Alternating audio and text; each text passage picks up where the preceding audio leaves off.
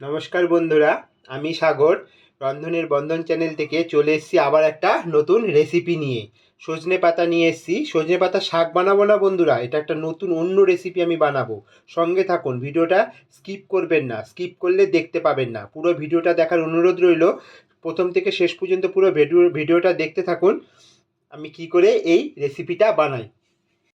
আমি গ্যাসে কড়াইটা বসিয়ে নেব, গ্যাসটা অন করে দেব, কড়াইটা গরম হতে দেব। আমাদের কড়াই গরম হয়ে গেছে, আমি সাদা তেল দিয়ে দেব কড়াইতে।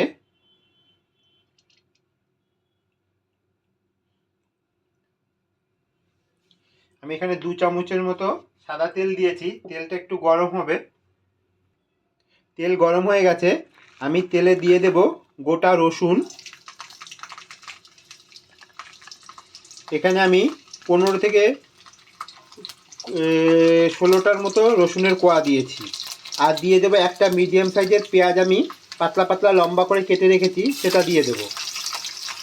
সব আমি একসঙ্গেই দিয়ে দেবো। দিয়ে দেবো 3টে শুকনো লঙ্কা, দিয়ে দেবো 10টা কাঁচা লঙ্কা। এটা আমি একটু ভালো করে ভেজে নেব।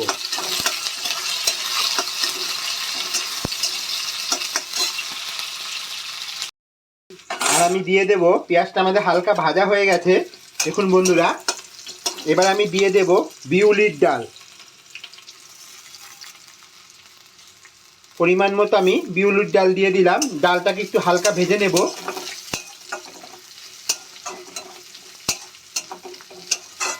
এইভাবে যদি আপনি সজনা পাতা বানান, তাহলে আঙুল চেটে বড় থেকে ছোট সবাই খাবে গরম ভাতের সঙ্গে।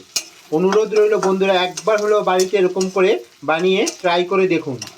যদি ভালো লাগে তাহলে কমেন্ট, সাবস্ক্রাইবার করতে আমার চ্যানেলকে ভুলবেন না। এবার আমি সামান্য পরিমাণ একটু তেঁতুল দিয়ে দেব। এটা অপশনাল, আপনারা চাইলে দিতেও পারেন, নাও দিতে পারেন। এটা আপনাদের টেস্ট মতো দেবেন। আমি আমার টেস্ট অনুযায়ী দিয়েছি। এখানে আমি একটা অর্ধেক নারকেলকে গ্রেট করে রেখেছি, এটা পুরোটাই আমি দিয়ে দেব।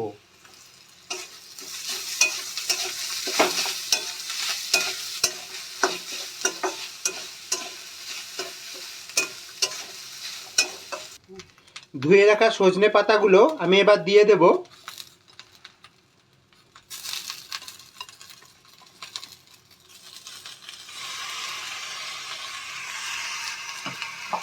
এবার আমি পরিমাণ মতো নুন দিয়ে দেব।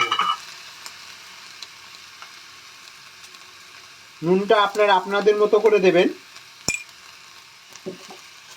ঝালটাও আপনারা আপনাদের মতো করে দেবেন। আমি গ্যাসের ফ্লেমটা কম করে দেব।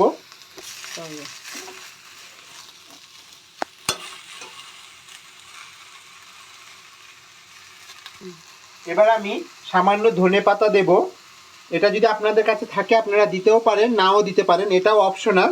আমি এখানে একটু সামান্য পরিমাণ ধনে পাতা অ্যাড করব, এর জন্য গন্ধটা সুন্দর হবে। আমি সব মিক্স করে নিয়েছি বন্ধুরা, ঠিক এরকম ভেজে নেব। আর এই সজনে পাতা খুব উপকারী বন্ধুরা, যাদের বিপির প্রবলেম আছে তারা এরকম সজনে পাতা খেতে পারেন, বিপি কন্ট্রোলে থাকবে।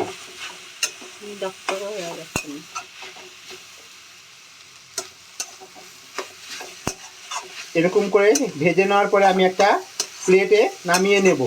তারপর এটাকে আমি একটা মিক্সিং জারে পেস্ট করে নেব, বা আপনারা শিলনোড়াতেও বেটে নিতে পারেন।